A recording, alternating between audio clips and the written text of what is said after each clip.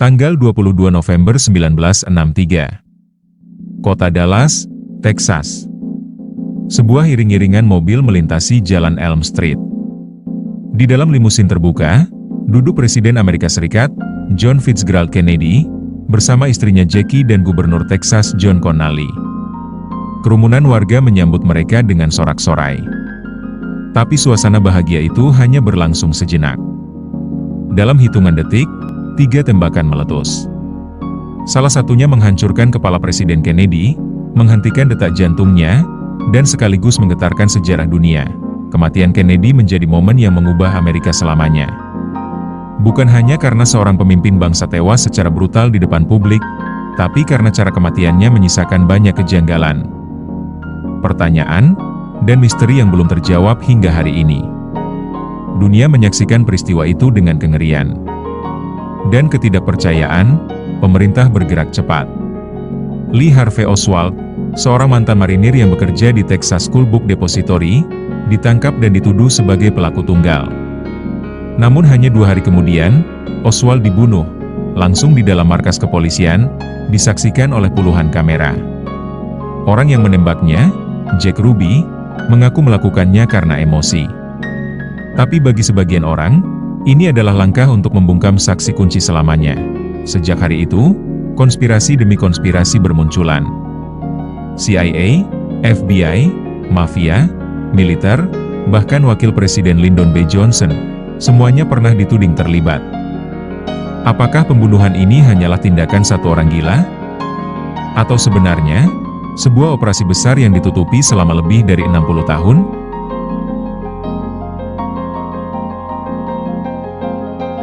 John F. Kennedy bukan sekadar presiden muda yang karismatik. Ia adalah simbol perubahan.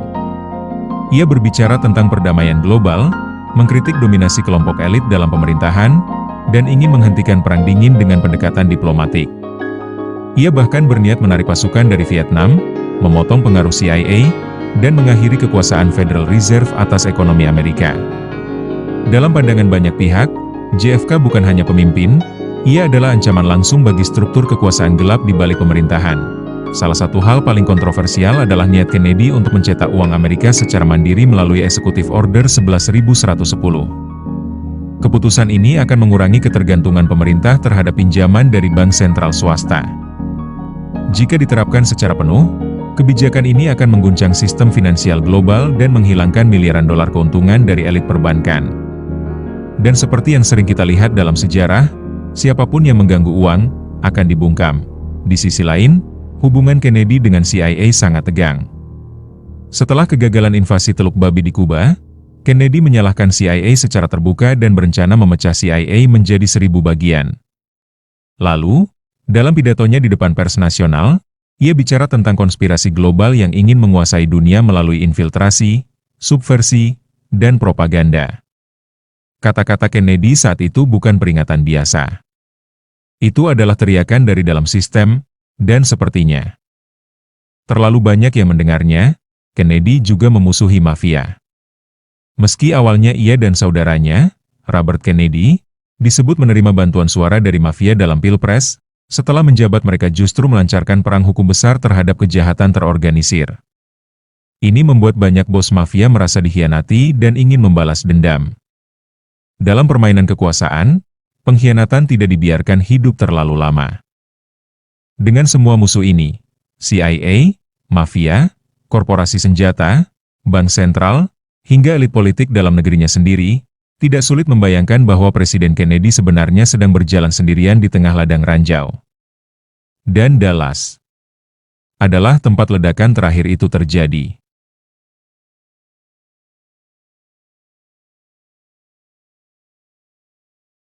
Lee Harvey Oswald adalah sosok misterius yang hidupnya seperti teka-teki.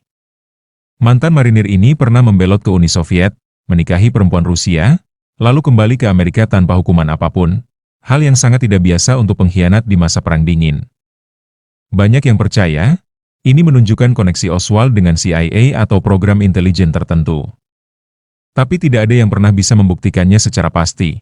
Menurut Warren Commission, Oswald menembak Kennedy dari lantai 6 Texas School Book Depository menggunakan senapan murah yang ia beli lewat pos. Tapi saksi-saksi mengatakan tembakan terjadi dalam rentang waktu yang sangat cepat, terlalu cepat untuk satu orang dengan senapan bolt action. Dan yang paling aneh, hasil forensik menunjukkan bahwa arah peluru tidak konsisten dengan posisi Oswald.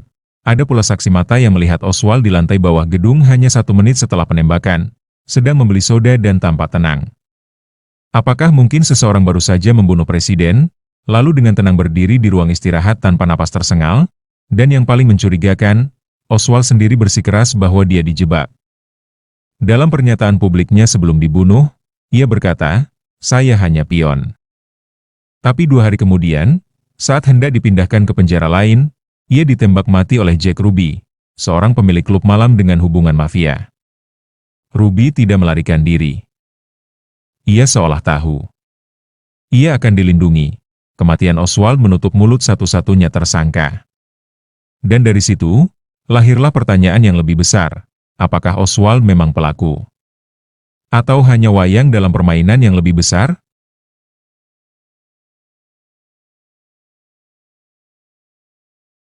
Setelah pembunuhan, pemerintah segera membentuk Warren Commission untuk menyelidiki kasus ini. Mereka menyimpulkan bahwa Oswald bertindak sendirian. Tapi laporan itu penuh lubang dan diabaikan banyak bukti penting.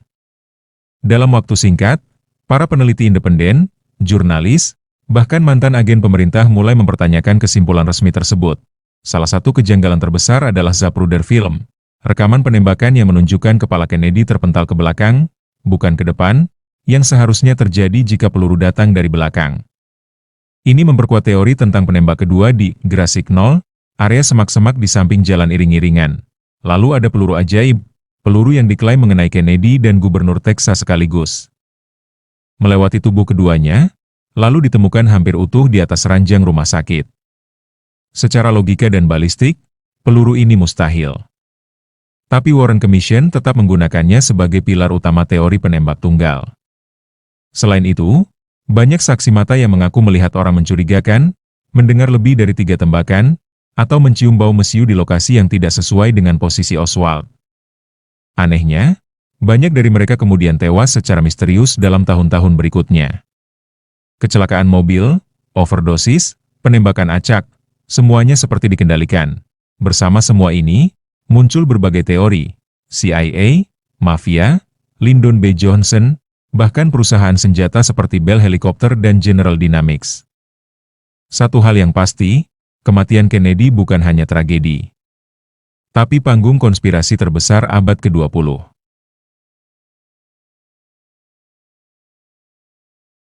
Selama puluhan tahun, pemerintah Amerika Serikat menolak membuka seluruh dokumen terkait pembunuhan Kennedy. Baru pada tahun 1992, setelah film JFK karya Oliver Stone memicu tekanan publik besar, Kongres menyetujui pembentukan JFK Assassination Records Review Board. Tapi bahkan setelah itu, ribuan halaman dokumen masih disensor atau ditahan. Alasannya? Demi keamanan nasional. Tapi pertanyaannya, apa yang bisa mengancam keamanan nasional dari sebuah kasus pembunuhan yang terjadi lebih dari 60 tahun lalu? Apakah ada nama-nama pejabat tinggi, negara asing, atau bukti keterlibatan lembaga-lembaga resmi? Beberapa dokumen yang dibuka memang mengungkap fakta mengejutkan. Misalnya, bahwa CIA dan FBI memiliki data tentang Oswald jauh sebelum pembunuhan. Bahkan CIA menyadap surat Oswald dari Meksiko hanya seminggu sebelum peristiwa Dallas. Lalu, mengapa mereka tak mencegah tragedi itu? Lebih dari itu, ada indikasi bahwa Jack Ruby mengenal banyak tokoh penting di Dallas dan memiliki hubungan langsung dengan FBI. Bahkan ada memo yang menunjukkan bahwa FBI tahu akan ada percobaan pembunuhan terhadap Oswald, tapi tidak melakukan pencegahan. Setiap dokumen yang terbuka, bukan meredakan spekulasi, justru menambahnya. Karena semakin lama kebenaran ditahan, semakin jelas bahwa yang disembunyikan bukan hanya pelaku, tapi juga sistem.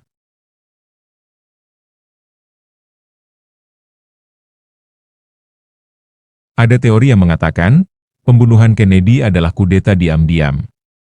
Kudeta yang dilakukan bukan oleh tentara, tapi oleh kekuatan dalam negeri.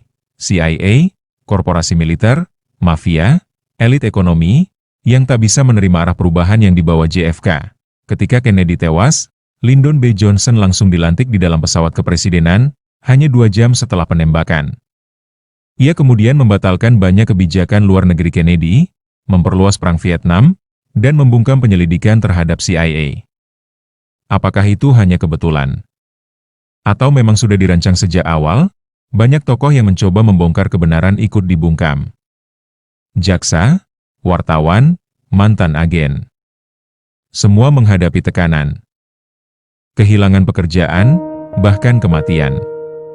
Seolah ada satu pesan, jangan sentuh misteri ini, atau kamu akan ikut menghilang. Jika teori konspirasi ini benar, maka dunia pernah menyaksikan pembunuhan politik paling sempurna dalam sejarah modern. Sebuah operasi bersih, efektif, dan penuh rekayasa, yang mengubah arah sejarah Amerika dan dunia selamanya. Dan ironisnya, meski ratusan buku, film, dan penyelidikan independen telah dibuat, kebenaran tentang kematian JFK masih tetap terkunci rapat di balik dinding kekuasaan.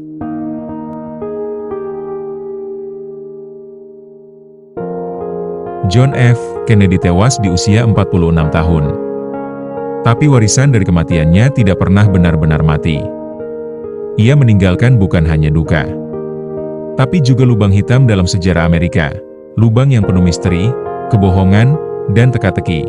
Dari Dallas hingga Washington, dari ruang sidang hingga ruang rahasia intelijen, semua jejak kematiannya membawa kita pada satu kesimpulan, bahwa di dunia ini, kebenaran kadang terlalu berbahaya untuk diungkap. Bahkan oleh bangsa yang menyebut dirinya tanah kebebasan. Dan disitulah kita berada, 60 tahun kemudian, masih mencari jawaban yang mungkin sudah dikubur bersama para pelakunya. Tapi pertanyaan itu tetap hidup. Siapa yang benar-benar membunuh John F. Kennedy? Dan mengapa? Karena di balik setiap pembunuhan besar dalam sejarah, selalu ada bayangan gelap yang tak ingin kita melihat cahaya kebenaran.